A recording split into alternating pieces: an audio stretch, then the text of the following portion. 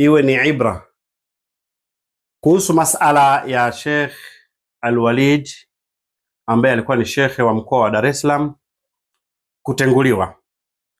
Jambo lake limezungumzwa sana mitandaoni. Sasa mimi nataka nije kiilmu nizungumzie kitu kimoja na nieleweke vizuri sana. Naomba muisikilize hadithi hii nitakayosoma, hii hadithi, alafu ndo mtaelewa kisa cha Sheikh Al-Walid. Kuna hiki ni kitabu kinaitwa Fathul Bar bisharhi Sahihi al-Bukhari. Hii ni sherehe ya Sahihi al-Bukhari, ni hadithi sahihi.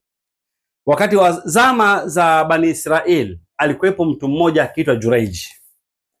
Huyu Juraiji alikuwa mcha Mungu sana sana sana sana, mpaka akajenga kibanda chake cha kufanyia ibada.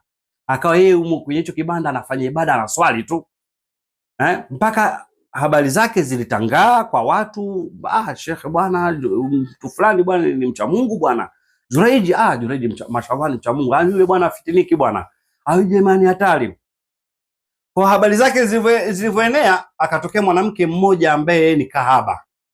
Lakini Mwenyezi Mungu alikuwa amempa sura nzuri sana huyu kahaba. Alikuwa amempa sura nzuri sana, ni mwanamke mrembo. Yule kahaba akasema ya kwamba mimi nitamfitinisha huyu Juraiji. Naweza nikamfitinisha mie. Sasa alivyosema anaweza akamfitinisha, ni akamtia katika fitna manake. Mwanamke akaazimia kwenda kumtia fitna. Sasa wakati Juraiji yupo katika kibanda chake cha ibada, alikuja mama yake mzazi. Wakati huo Juraiji akiwa anaswali, mama yake akamuita, ya Juraiji. Juraiji akawa akasikia sauti ya mama yake, alafu yuko ndani ya swala. Akasema nimwitike mama yangu ama niendelee na ibada ya swala? Akasema ngoja niendelee na kuswali. Akaendelea na kuswali, lakini nia na madhumuni kwamba akimaliza kuswali amsikilize mama yake. Lakini mama yake alikuwa anakaa mbali na Juraiji kwa sababu kile Juraiji alijenga mahala kibanda cha nini, cha kufanya ibada. Mama yake akaondoka. Kesho yake mama yake akaja tena anamuita, ya Juraiji.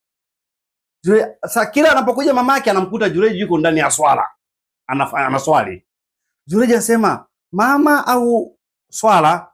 Akaendelea na kuswali. Mama akaondoka. Akarudi kesho yake, siku ya tatu hiyo, ya Juraiji. Juraiji asema nimwitike mama ama niendelee na swala?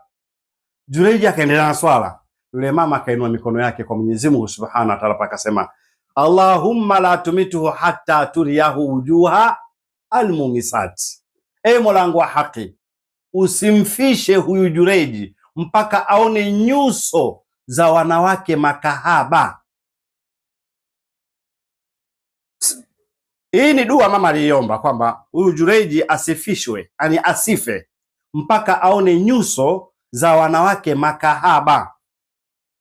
Hiki ni kinaya, si kwa maana kwamba kuona nyuso tu hivi ni matatizo, hapana. Yani ni kinaya, maana yake yule mama amuombea mwanaye kwamba asife mpaka apate fitna, afitinike na wanawake, aingizwe katika fitna.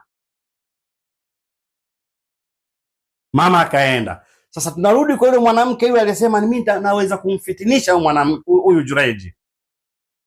Yule mwanamke akaenda kwenye kibanda cha Juraiji, akamwambia Juraiji, mimi nakutaka wewe, chukua mambo. Juraiji akakataa kabisa. Yule mwanamke akatoka pale akaenda. Wakati aenda akamuona mchunga wa nyama, yani mchunga ng'ombe tu, yupo karibu na kibanda cha Juraiji. Na yule mchungaji alikuwa na tabia ya kuzunguka na nyama yake, mahala pake pa kwenda kupumzika ni karibu na kibanda cha Juraiji. Yule mwanamke akaenda akammakinisha yule mwanaume, yule mchungaji, akafanya naye mambo. Alivyofanya naye mambo, yule mwanamke akabeba ujauzito. Alivyobeba ujauzito akazaa. Akasema mtoto ni wa Juraiji. Wakaenda kwa Juraiji, wakamfanyia tabu, wakamsukuma, wakavunja kile kibanda chake cha ibada, kilikuwa cha matope. Jureji akastaajabu akasema, kwani nini wewe unajifanya mcha Mungu bwana, alafu wewe mzinifu tu, umezini na mwanamke hapa, umempa mimba, amezaa mtoto. Jureji akasema, mleteni mtoto huyo. Akaletwa. Naombeni muda mchache ni swali rakaa 2. Akapewa muda mchache akaswali rakaa 2. Alivyo swali rakaa 2, alivyomaliza akamuuliza mtoto, we mtoto, baba yako ni nani? Yule mtoto akasema, baba yangu ni mchungaji wa wanyama. Akamtaja jina lake. Watu wakastaajabu, wakaingiwa na haya, wakamwomba radhi Jureji pale, wakamwambia tunaomba tukujengee kibanda cha ibada, lakini kiwe cha dhahabu. Jureji akasema, hapana, nijengeni kibanda cha matope kile kile. Sasa huu ni mtihani ambao Sheikh Al-Walid ameupata, ni mtihani kama wa Jureji. Wapo wanawake hapa duniani ambao wao ni makahaba, kazi yao ni kuwatia mashekhe katika fitna. Kuna wanawake hapa duniani ni makahaba, kazi yao ni kuwatia mashekhe katika fitna. Kwa Sheikh Al-Walid, huu ni mtihani ambao umeupata, unatakiwa uubebe, unatakiwa uchukue, ni mtihani wa Allah subhanahu wa ta'ala, na mtihani huu wewe unakupa daraja. Yawezekana wewe ulipunguza kusomesha, na wewe ni shekhe wa kusomesha, ni shekhe ulikamilika, unatakiwa wape watu ilmu, uwatoe mashekhe kama shekhe wako Muhammad bin Ayub alivyowatoa nyinyi wanafunzi wake mkao mashekhe, wewe pia unatakiwa utoe mashekhe. Sasa Mwenyezi Mungu Subhanahu wa Ta'ala akikurudisha huku, anataka usomeshe. Juhudi zako weka kwenye kusomesha. Wanafunzi wako ndo watakao kuja kukuonyesha thamani yako.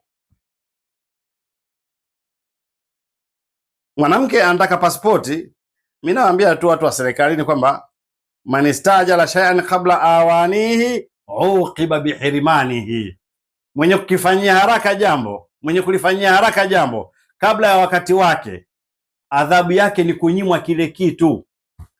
Kwa hiyo dada kaamua kumdhalilisha shekhe wetu. Naposema shekhe ni mashekhe kweli, sio mashekhe kama mnawajua nyie. Naposema shekhe ni kama Sheikh Al-Walid, naposema shekhe al-alim al-allamatu al-hibru al-bahr al-sheikh al-shuyukhi al-mufti al-muslihu Abu Bakar ibn Zubair, hao ndo mashekhe. Na kuja kwa alim al-allamatu al-hibru Sheikh Samir bin Sadiq, mudiri wa Shamsul Maarif.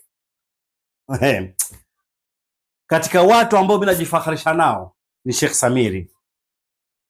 Sheikh Samiri